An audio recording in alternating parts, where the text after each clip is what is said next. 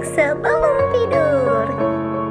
Angsa bertelur emas dan penyihir jahat. Seorang gadis cilik hidup sebatang karang di sebuah desa.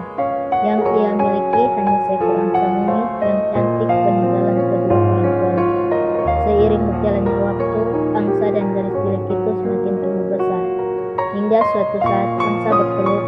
Gadis cilik itu terkejut. Angsa tidak bertelur seperti biasa, melainkan bertelur sebuah telur emas. Mengetahui angsa miliknya dapat bertelur emas, gadis cilik itu sangat senang. Ia pun menjual telur emas itu untuk memenuhi kebutuhan hidupnya. Suatu hari gadis cilik dan angsanya bertemu dengan seorang pengemis. Ketika itu gadis cilik hendak menjual telur emas itu yang digunakan untuk membeli makanan. Saat melihat pengemis itu, gadis cilik merasa iba. Ia pun memberikan telur emas miliknya kepada pengemis. Pengemis sangat berterima kasih pada gadis cilik itu. Beberapa hari kemudian, saat gadis cilik berjalan-jalan dengan angsa miliknya, ia bertemu dengan seorang kakek tua yang sedang menangis.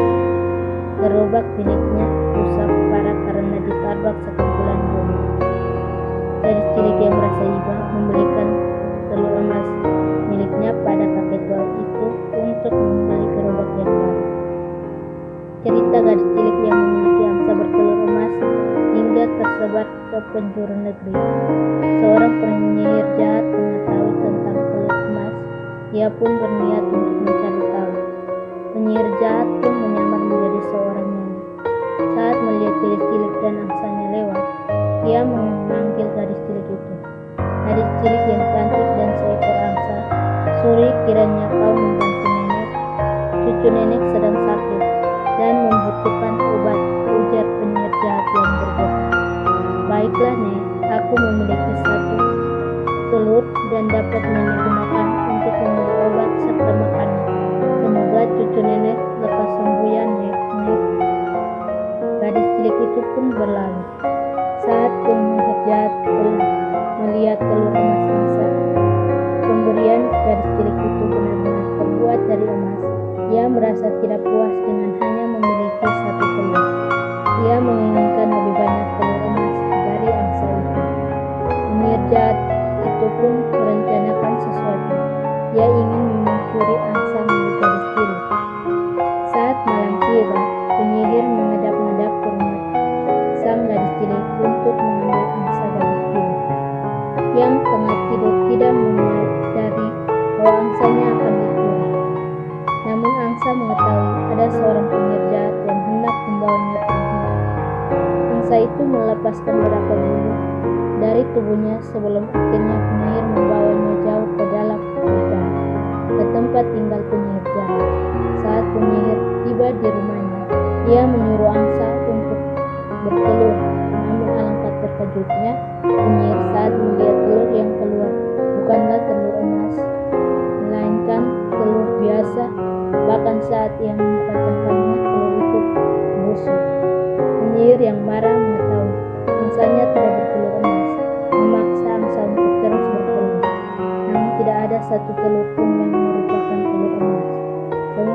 Semua telur yang dikeluarkan adalah telur busuk. Sang penyihir semakin marah. Ia pun membelah perut angsa itu. Penyihir menelan kekecewaan karena tidak ada satu telur emas pun di dalam perut angsa. Saat gadis cilik mengetahui angsanya telah pergi, ia sangat sedih. Ia merasa sahabatnya pergi karena sudah tidak ingin bersama lagi. Ia merasa bersalah karena ia mengira angsa telah lelah bertelur dan meninggalkan dirinya. Gadis cilik yang melihat beberapa helai bulu angsa terletak, ia pun mengambil bulu-bulu angsa itu. Ia menyimpan bulu angsa itu baik-baik karena yang dapat mengingatkannya pada diri angsa adalah bulu itu. Bulu-bulu itu disimpan di sebuah kotak. Keesokan harinya saat gadis cilik membuka kotak yang berisi bulu angsa itu, terkejut karena bulu angsa sudah berubah menjadi beberapa helai kain. Gadis cilik itu heran mengambil kain itu.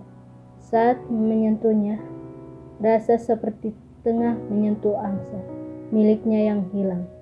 Ia pun menenun kain untuk membuat sebuah baju. Setelah selesai membuat baju, ia kembali membuka tempat penyimpanan bulu angsa. Alangkah terkejutnya ia karena mendapatkan kain lembut seperti bulu angsa di dalam kotak. Begitu setiap harinya. Gadis cilik itu akhirnya menjahit dan membuat baju karena setiap ia membuka kotak, ia mendapatkan kain yang lembut seperti bulu angsa.